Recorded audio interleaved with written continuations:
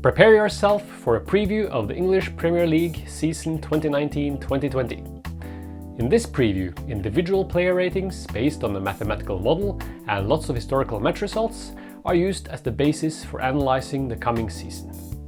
Who will become the champions, which teams will be relegated, and who are the most important players on each of the teams. Coming up.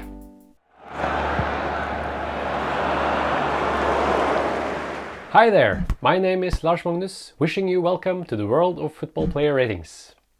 On this channel, we discuss how data from lots of historical matches can be used by mathematical models to derive ratings for individual football players. If you are new to the channel, the description below has links to other videos where we explain the concepts behind our rating systems. Currently, we use a database with more than 150,000 matches, containing more than 80,000 different players and more than 1,800 teams. Individual player ratings are derived by distributing the credit for teams' performances to the players involved on the pitch. This follows a principle known as plus-minus and is executed by estimating a linear regression model that takes into account the goals scored and conceded from the perspective of a player, given that player's teammates, the players on the opposing team, any red cards given, the home field advantage, the player's age, and a few other technicalities. In this video, we will do a short preview of the English Premier League season that starts on August 9. Bear in mind that this video was prepared some days in advance and that there may have been recent events leading up to the season start that I have missed.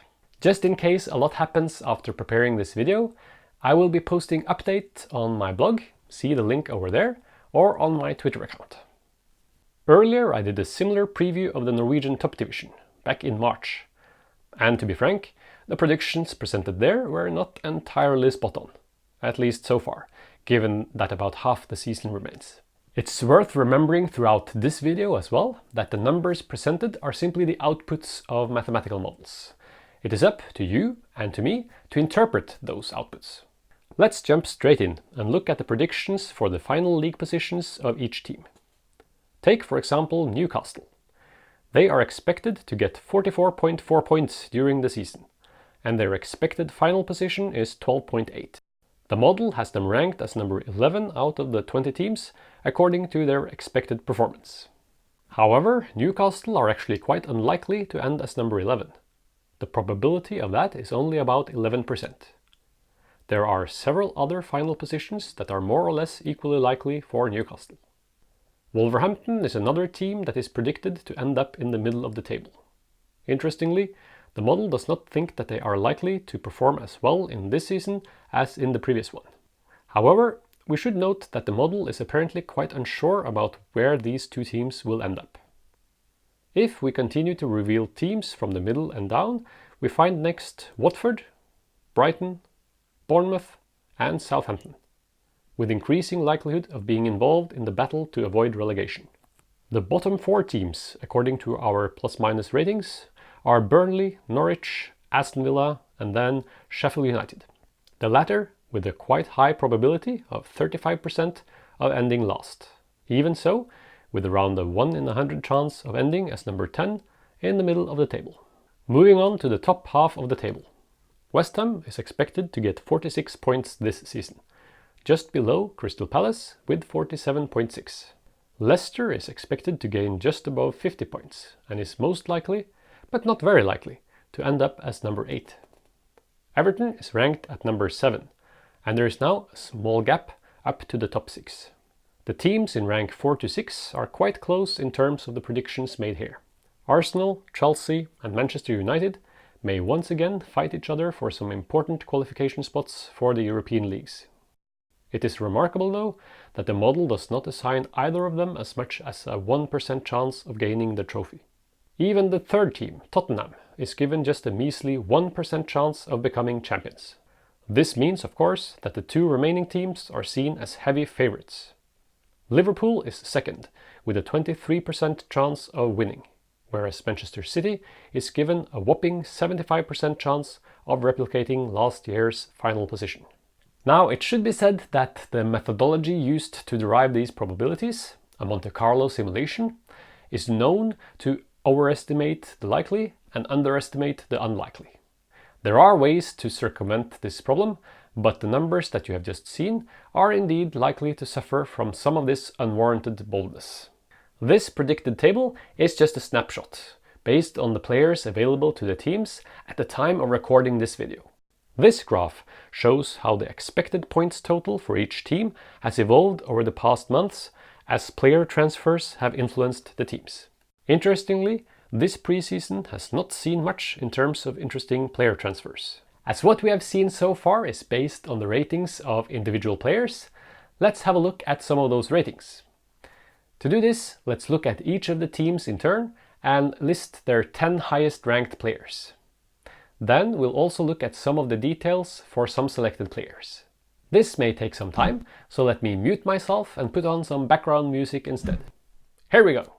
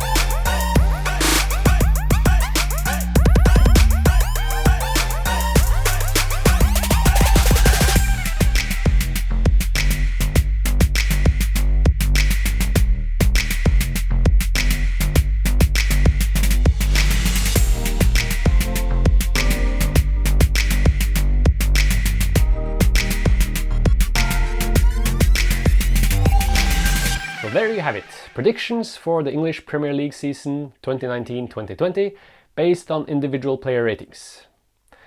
I hope you enjoyed the video, and remember that there are other videos on this channel where some of the details of the rating system is described in more detail. Also, look out for future videos on the same topic. See you again soon.